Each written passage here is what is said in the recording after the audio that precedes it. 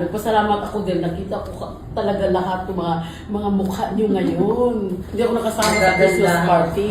Kaya ito, kahit na nagsisimula pa lang kami dito sa Resort World, at dito na pili ko Hilton, pangalawang event na namin to. Ang ginawa ko, we have a speaker from different business na meron ang GMADI Elite.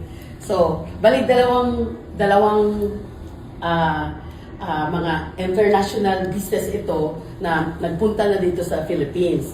Yung isang business, merong office na magla-launching ngayong i-take note nyo, January 31, invited ko kayo. Invited ko kayo doon, mag-inuman tayo, tagay-tagay, kain-kain, kasi napakaganda yan. Nakapunta na si Pres Ellie, nag-meeting na kami. So, kakaiba ito sa lahat ng negosyo ko kasi nga, ito, very simple. You have your members. Ikaw yung 001 sa group mo.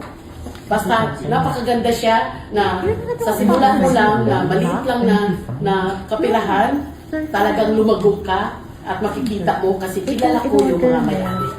Mga 20 years na silang members ng GMADI. So, kaya nakikita niyo yung Facebook ko, nasa Malaysia ako, nasa Kuala Lumpur, nasa Hong Kong ako, Macau, kung saan ako nakarating. So, may plan kaming umikot ng Europe kasi nga, ang isang company is 188 countries yung isang member. So, hindi ako magsasalita muna kung ano yung mga company na to kasi merong talagang naka-assign dyan. So, yung unang company na ay nagpasalamat talaga ako, ang pangalan niya ay Chairman Dan.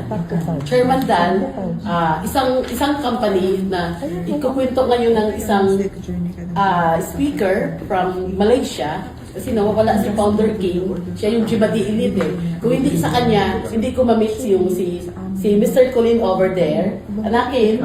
Yeah, Mr. Colin. So, he is from Malaysia, kaya makinig tayo mamaya ng kanyang English at topic. Hindi mo rin mag-Tagalog? Hindi. Kasi first time here in the, hindi, not first time, pero he knows the thing in the Philippines. So, another